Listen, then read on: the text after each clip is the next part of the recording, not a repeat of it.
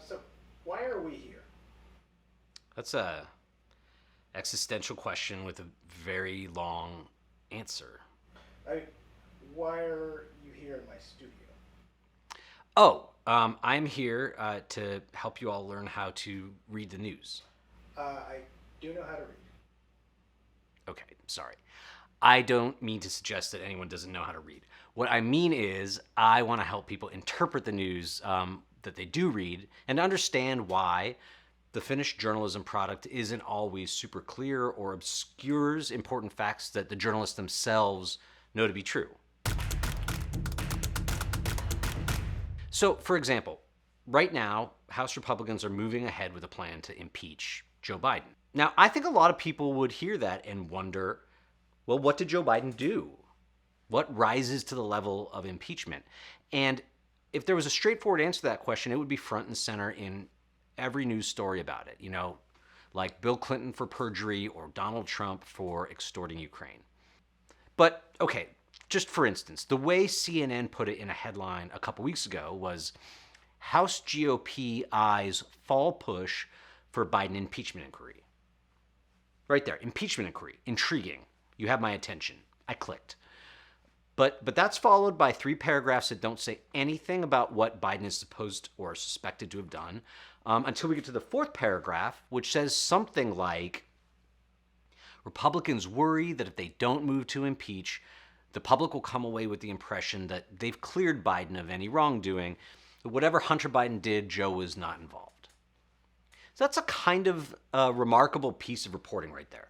Republicans have decided to impeach Biden because they know if they don't, people will realize that all their investigations haven't turned up anything incriminating. In other words, they admit, privately at least, that they conceive of impeachment as a way to make the public believe Biden committed high crimes and misdemeanors when they know he didn't. So it's a propaganda device for them. Then just a few days later, I think 12 paragraphs into a piece called McCarthy Starts to Plot Biden Impeachment Strategy While GOP Skeptics Remain, we learned this, which is also pretty remarkable.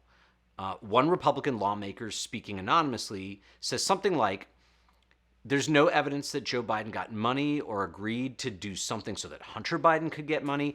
There's just no evidence of that. And they can't impeach without it. And I don't think the evidence exists.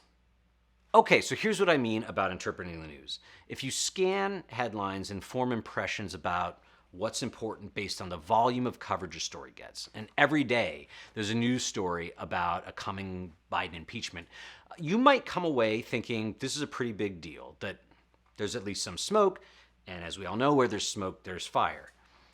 But if you drill down into the actual news reports, the pieces that come straight out of the reporters' notebooks, it's there in plain English. Lots of evidence that Republicans know that their impeachment plans have no merit and are really just meant to deceive and confuse the public. So you might be wondering, but why wouldn't the reporters just say that? And that's the big takeaway that I want you all to leave with is before you sit down to read national news, national political news, mainstream news, that there are a bunch of reasons reporters and outlets don't just cut to the chase like that.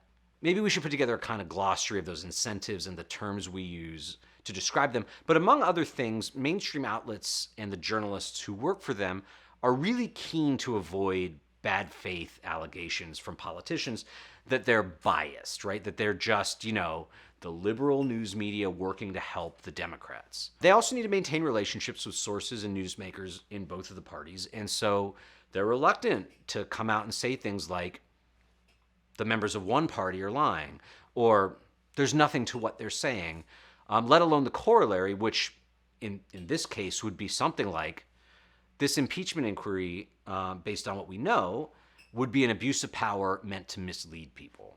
One way to get around the imperative to state facts and conclusions like that plainly is to couch knowledge in stories about things like party strategy, things that don't have big ideological or partisan angles to them. How well or poorly Republicans in this case are executing their plan to impeach the president.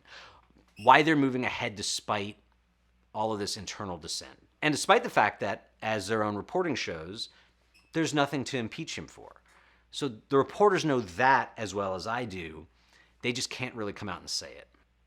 This is going to be a very confusing election, and that's by design. Republicans have been pretty open about the fact that they hope to win it by sowing confusion.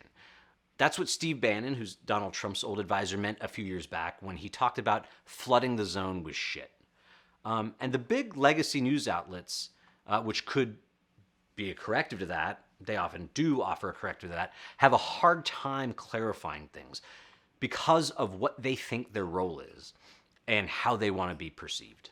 One nice thing about working in the news industry is you stop having to rely on news outlets, which are subject to all these pressures, to get your information. You get the information more directly. But it is possible for people outside the industry to learn to read between the lines. And that's what we're here trying to do. Okay? You can go ahead and cut now.